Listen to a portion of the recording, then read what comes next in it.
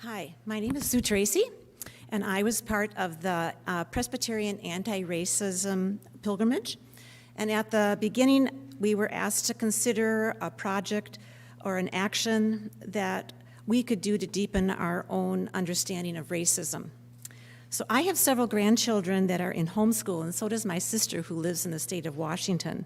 So we formed a grandparent group of 5 teens and 4 grandparents and studied American history through the lens of race. We met most every week throughout the school year from 4 different states through Zoom. The main curriculum we used came from this book. It's called STAMP, Racism, Anti-Racism, and You. It was written by Jason Reynolds, and he adapted it for teens from Ibram Kendi's book, Stamp from the Beginning. We used a variety of material from podcasts, articles, history videos, a lot of historical fiction for children, and TED Talks. They were really great. We studied indigenous people, the Black community, Latinx, Chinese, Japanese, European immigrants, looking at how laws, Supreme Court decisions, and policies affected them.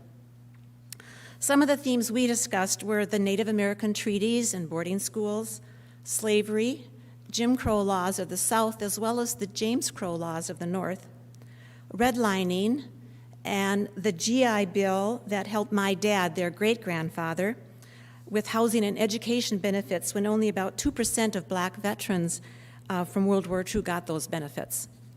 We studied civil rights movements, voter suppression, the war on drugs, microaggressions, white privilege, the justice system, police reform. Throughout it all, we tried to keep focus on our own biases and how that affects us. We Zoomed with a man who lives in Golden Valley. His name is Dorsey Howard Jr., and he wrote this book. It's a fictional experience of his own experiences growing up in the Chicago projects and his time in prison. We also read Brian Stevenson's book, Just Mercy, which was adapted for teens, and his work, which deals mostly with the death penalty, as well as teens who are incarcerated for life without parole.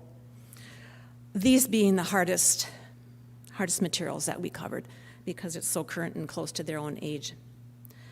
When we say I had nothing to do with this at all, I wasn't even born when it happened, we look to the book Cast by Isabel Wilkerson.